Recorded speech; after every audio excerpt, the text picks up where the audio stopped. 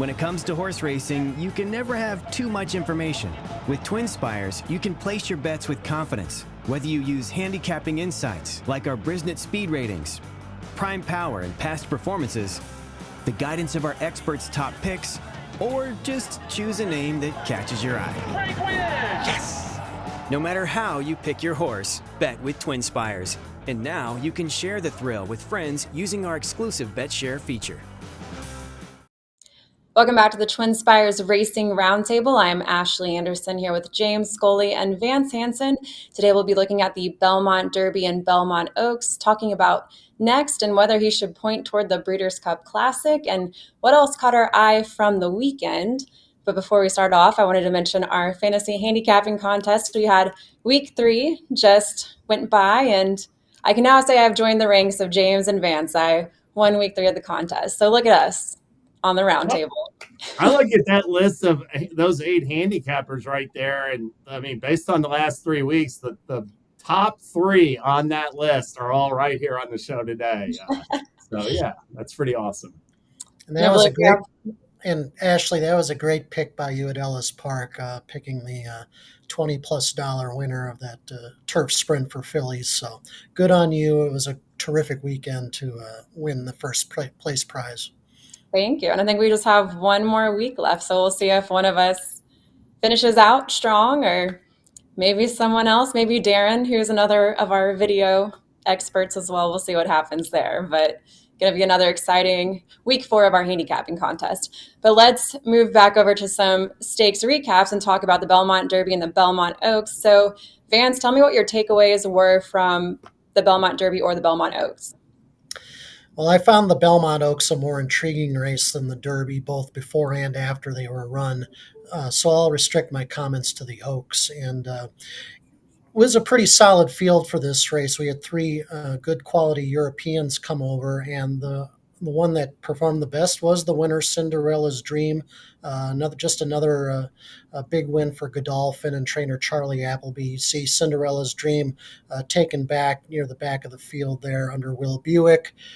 She had brought a 4-for-5 record into this race, won a couple of races in England last fall, and then went 2-for-2 in Dubai over the winter. And she came out of a really good race. She was beaten less than 5 lengths in the 1,000 guineas at Newmarket, and the form of that race has held up very well.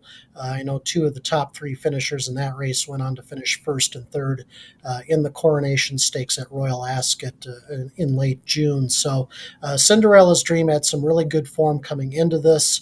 She was stepping up beyond a mile for the first time. Appleby thought she would get the 1 3/16 distance, and she did it very impressively. As you'll see here, she's going to be making her move around the far turn, and she finished up so well, she wound up breaking the course record for a 1 3/16 on the Aqueduct turf. Now, granted, this outer turf course has only been reintroduced in the last couple of years.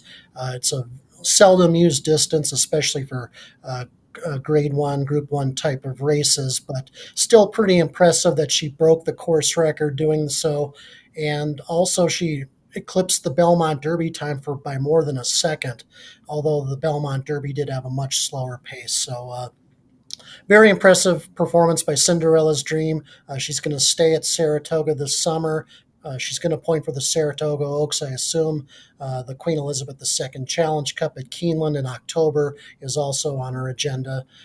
Real briefly, the runner-up Sagesta ran a pretty good race for 2nd. She Feels Pretty was the odds-on favorite here. She ran 3rd, looked a little flat in the stretch.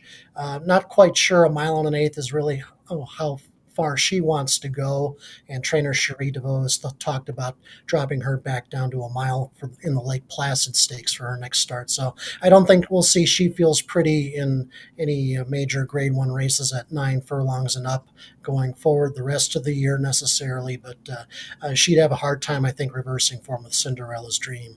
James? Yeah, I agree. I mean, I like She Feels Pretty coming into that race. I agree with all your points, but I'm going to focus on the Belmont Derby. And basically, it's just time to respect trickery. Trickery is a colt that 2 starts back. He won the Grade 2 American Turf he had won the Rushaway Stakes on the Jeff Ruby Stakes undercard at Turfway on Tapeta. Then he won the American Turf, the Grade 2 American Turf on the Derby undercard. And in his previous start, he had finished a close third, like a half-length third in the Penn Derby, or Penn Mile, excuse me. And that was a race that Graham Motion said right after the race, he said leading into the Belmont Derby, he felt that Trickery pulled himself up on the lead that day. He gave him an excuse, was really disappointed he did that. But he even talked about after this race, I mean, he's a colt that it's just real important, he believes, not to, strike the front too early with. But Trickery was the 5.20 co-third choice in a field of 5. People were betting other runners, especially Legend of Time, but even the runner-up, but the other runners in the field took money. And once the race was over, Graham Motion, I mean, he even said, he was amused that Trickery wasn't one of the favorites, didn't get bet down to shorter odds. And he essentially just mocked. He said, quote, I was a little amused he was not respected once again, which is great for the people that keep betting him. So, he took a little shot at the bettors for not respecting his horse Trickery. And let me just say this. This is his first Grade 1 victory, his third stakes win this year. He's now won 3 of his last 4 starts. And, I think it's fair to say, he's the best U.S. 3-year-old turf horse right at this point. Now, he's going to be running against some others out there that, and that the argument will be decided in the coming months. But this was a terrific effort by Trickery. Motion seemed to indicate that the 1 mile Grade 2 Secretariat Stakes at Colonial Downs on August 10th will be an option for him moving forward. So maybe we'll see him there at Colonial next time out, Ashley. That was my big takeaway too, is respecting Trickery going forward, because we had this race for our handicapping contest, and I ended up going with Legend of Time. So I had the wrong race with Godolphin and Charlie Appleby. He ended up getting the Oaks instead. But Legend of Time was also boxed in along the rails. So maybe a different trip, things would have been different. I did want to point out White Palomino also, this is the second straight race, had the lead, set the early lead, and then just nabbed at the wire. So I thought that was a pretty good race from White Palomino as well. But with Trickery, looking at the 47-1 win in the American Turf, it was easy to say, okay, that was maybe a fluke. And then had a good race last time out, but I still was willing to write him off. And now you certainly have to respect him. But I don't think we're going to get 5-1 next race either. So it'll be. I think that's a fair point about the Godolphin runner. Because, after Trickery beat him in the American Turf, and, he had a little bit of a trouble trip that day, he came right back and won the Grade 2 Pennine Ridge. So, he definitely one of the top horses in America in the 3-year-old turf ranks. And Trickery's beaten him both times. So, he's got the edge right now, and he's looking good. First Grade 1 winner for Oscar Performance, first Grade 1 win for Graham Motion since 2022. I was going to note that as well. I think his 32nd overall Grade 1 victory. And you mentioned it too. He was looking at the Secretariat at Colonial, but also Kentucky Downs on the turf is an option as well in September. So we'll see where he ends up, and if he is going to cut back to a mile or stick to longer distances. And then with Charlie Appleby too, with his win in the Oaks, he now has 9 graded stakes wins since he came over here in the spring. So he has picked some good horses to bring over to the U.S., but a few of them have been surprises when they don't come through as these heavy favorites as well. Well, let's move on to the Grade 2 Brooklyn, where Next won once again in very dominant fashion, and now there's talk as to whether he should stick to the marathon division or go to the Breeders' Cup Classic potentially. So, James, what do you think he should do? I think he should test the waters for the Breeders' Cup Classic. 100%. It is time to strike while the iron's hot. The fact of the matter is, Next has just become too formidable for the competition in these marathon stakes. He's way better than he was last year right now. He's coming off 2 super fast performances. And he's won his last 4 outings by a combined 57.5 lengths, or 57.25 lengths. That's his all 4 stakes. He's just destroying the competition. The fact is that next is there's some 1.25 mile races, grade 1 1.25 mile races coming up, namely the grade 1 Jockey Club Gold Cup at Saratoga on September 1st. Next would have a chance to go right into that race and win it, because right now there are absolutely no standouts in the older male or the 3-year-old male division. I mean, who would he be fearful of? Doug Cohen's the trainer running next against. He's running fast times. He's an up close early presser who's become faster as a 6-year-old. I don't think he'd have any trouble with the pace dynamics in the Grade 1 Jockey Club Gold Cup. And I just think that given this murkiness of the Breeders' Cup Classic picture, if you ask 3 different people who's going to win the Classic right now, you get 3 different answers probably. I think just the situation is ripe for next to try a grade 1 race on dirt. And if he wins that race, and he'll have a big chance to do so, in my opinion, then the next step would just naturally to go to the Breeders' Cup Classic. I'll point out Doug Cowan's, one of the things he talked about was pace dynamics. I'm not worried about that at all. Next is he's not going to catch a fast pace in a race like the Jockey Club Gold Cup. And Doug Cowens has absolutely been on fire since May 1st. He won this grade 2 Brooklyn at Aqueduct on Friday, or grade 2 Brooklyn, on Friday. He came right back the next day. He won the Michael Schaefer Memorial at Horseshoe, Indianapolis, with a horse Injunction that they had just claimed for $80,000 out of his last start. And Cowens has now won 5 races in a row, 6 of his last 7 starts. And since May 1st, he is 17 for 35 with those 17 wins coming at 7 different racetracks. So keep an eye out for his barn moving forward. And I certainly hope that they give serious consideration to the Jockey Club Gold Cup fans. Yeah, you hit all the high points of why he should aim a little higher for his next start, especially the paucity of depth and the lack of consistency among the older dirt horses. And frankly, his speed figures are pretty competitive against the very best in this division. Cowan said he was probably inclined to go for the Birdstone Stakes at Saratoga for his next start. That's over 1.75 miles, if I'm not mistaken. But Cowan's also made the point that, with Next being so dominant, that there's a chance the Birdstone might not even fill and the race might not even be run. So I think there's a good chance. The speculation that race might not even go is not hard to envision. So and frankly, the top leader in the division right now is National Treasure, but he's still a bit of a question mark over 1.25 miles, in my opinion. And if Next can prove his effectiveness at 1.25 miles and turn himself into a Breeders' Cup Classic contender, I think everyone wins in that particular scenario. So I'm all for Next stepping out of the marathon division briefly, test the waters, see how he does. He could even try the Pacific Classic. Get a race over the track at Del Mar in advance of the Breeders' Cup Classic. I think that would be a smart move as well if he doesn't want to go for the Gold Cup. So I'm with you, James, on that. Ashley?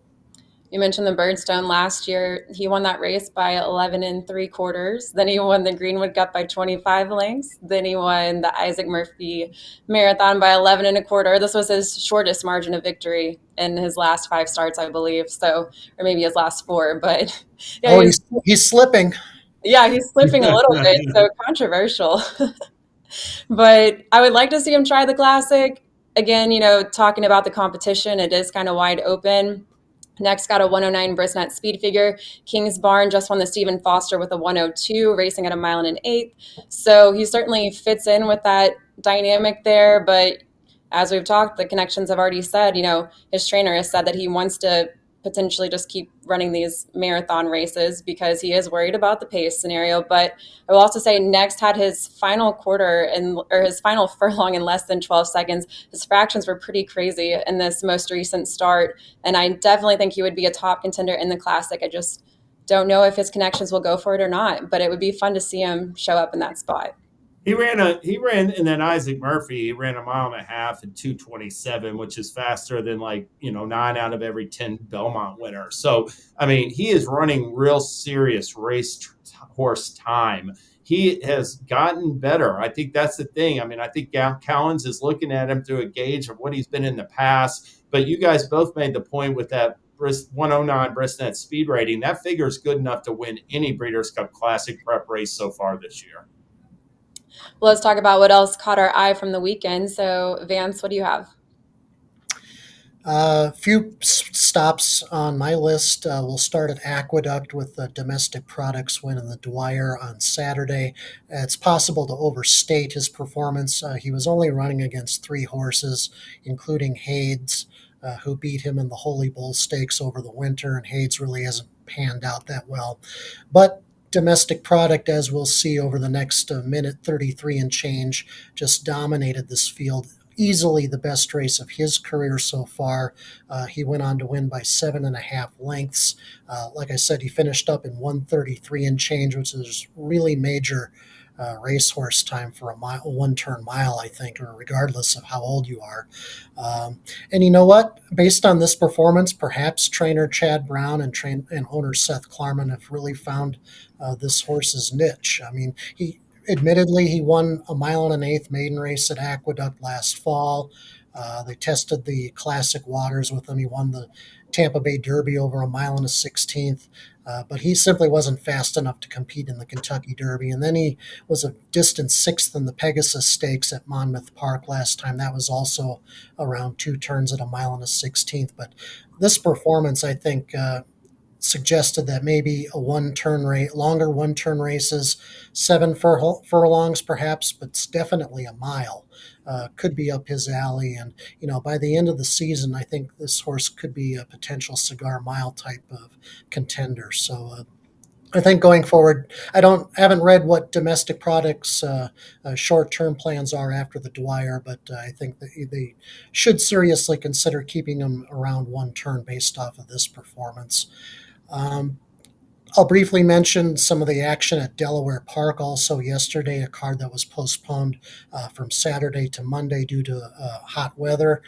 The Delaware Oaks turned into probably the most exciting race of the long holiday weekend. Power Squeeze, you can see here on the inside, just holding off the odds-on favorite Sidamara in her stakes debut. This was Power Squeeze's 4th stakes win of the year. She had won the Suncoast at Tampa, the Gulfstream Park Oaks, and then had run a distant 3rd to Torpedo Anna in both the Kentucky Oaks and Coaching Club American Oaks. And her connection said after yesterday's race that they're pointing her towards the Cotillion with a possible prep in the Catherine Sophia at Parks. And I think this is a really good move. There's no reason to take on Torpedo Anna at this point, especially given the results of the Kentucky Oaks and the Acorn Stakes in their last 2 encounters. So they're doing right by this filly, pointing for the Cotillion. Power Squeeze still has a lot of good races left in her. And I thought this was a pretty good performance both on her part and on Sidamara's part. I think Sidamara has got a graded stakes win in her future pretty soon. And finally, I'd also mentioned a stakes debuter at Delaware yesterday. Whiskey Decision won the Christiana Stakes for 3-year-old fillies on the turf. That was her stakes debut. She was favored at 1-5 following an allowance win at Churchill Downs for Arno Delacour. And she won pretty comfortably here. And Delacour said after the race that she'd probably go for the Lake Placid at Saratoga over a mile, or go to Del Mar for the Del Mar Oaks over a 1.125 miles. And this is a very well-bred filly. She's won 3 of 4, and I think she also has a very bright future, James. Yeah, I'm glad you mentioned Power Squeeze's trainer, because, Power Squeeze, I mean, outside of Torpedo Anna, she's one of the best 3-year-old fillies out there, and she has no interest whatsoever, and she won't be the only stakes type. Now, maybe if Kenny McPeak wants to keep Torpedo Anna against fillies, they could round up some New York breds or allowance types, but yeah, the good stakes, other good stakes 3-year-old fillies won't be running against her. They have no reason to. As far as what else caught my eye over the weekend, there's bigger races looming on the horizon, but Saturday's Grade 2 Indiana Derby, I thought provided another gauge of perhaps what's to come in the 3-year-old division in the second half of the season. Dragoon Guard was making his stakes debut in this race for Brad Cox, coming off a maiden win at Keeneland and an entry-level allowance win at Churchill Downs. You can see him. He's the gray, number 8. Goes right to the front, sets the pace on a short lead, gets to the top of the stretch. Stronghold, the Santa Anita Derby winner, tries to make a run at him, and he draws off to win easily by 2.5 lengths. Stronghold, like I said, Santa Anita Derby winner. He came back his first race after Kentucky Derby. He runs second to a stakes debuter. And 3 weeks ago, we had another race which had a Derby participant, Louisiana Derby winner Catching Freedom, who was odds on in the Grade 3 Ohio Derby. He ran into a stakes debuter and battened down. I mean, he ran into a 3-year-old colt off a maiden win, and that colt beat him. So, you know, the interesting thing about Dragoon Guard and Batten Down is that both these colts were maidens when they were running the final round of major Kentucky Derby prep races in early April. I thought that the early season preps really didn't tell us anything for the hierarchy in the division. All 3 winners of the Triple Crown races paid more than $20, and I'm looking for more chaos to come in upcoming races like the Haskell, Jim Dandy, and Travers, because I think the 3-year-old pitcher is wide open and ripe for horses like Batten Down and Dragoon Guard to make a major impact. I'll just also say Juddmonte Farm campaigns both of these homebreds with Batten Downs with Belmont and Dragoon Guards with Brad Cox. And one other final point to make is I wanted to bring this up. Dragoon Guard is one of several up-and-coming types from the final 2 crops of Arrogate. Arrogate's got a 4-year-old sprinter out there named Subrogate, who's just won 3 allowances in a row. He got a 104 number for winning by like 6 lengths a couple weeks ago. I think he's going straight to Grade 1 competition, and he won't be overmatched at that level. He's by Arrogate. And then Vance mentioned Sidamara, sorry. She's by Arrogate. That was her stakes debut in the Delaware Oaks. It looks like she's going places off that nose second. And Dragoon Guard is another Arrogate colt. So we've just seen, like, just the last month, I think, 3 really promising runners, 2 of them in stakes, 1 in allowance by Arrogate, that are eligible to make some noise in their respective divisions moving forward. I thought I'd add that. Really a shame we lost Arrogate when we did, but he was just one of the best sires we had seen in years when he passed Ashley. Yeah, I'm going to talk about real quickly a couple of sires, or actually 2 different sires that had a couple of winners this weekend. But first, I want to mention Sweet Azteca getting her 2nd straight stakes win in the Great Lady M Stakes at Los Alamitos this weekend. Got a career best 106 Bristnet speed figure and set a course record for 6.5 furlongs with a time of 1:14:33 seconds. Or that's not how you say that. You know what I'm saying? I'm never good at saying that. She won by 5 lengths and now 4 for 5 with her lone loss coming in her second start off a pretty lengthy layoff. And he might be up there in the conversation for older dirt female. The race call might be competing with this race call. It's a little loud. So maybe I'll just let it play. Okay, we're not going to play it because, yeah. All right, so anyway, it's live TV. So Sweet Azteca, beat Adair Manor in the Beholder, and, I think she maybe needs a few more wins to her resume, but could be in that older dirt female conversation as well. And then I mentioned there's a few sires that got a couple of winners this weekend. One of them was Money Supply, who got a win for Practical Joke, and Domestic Product also is by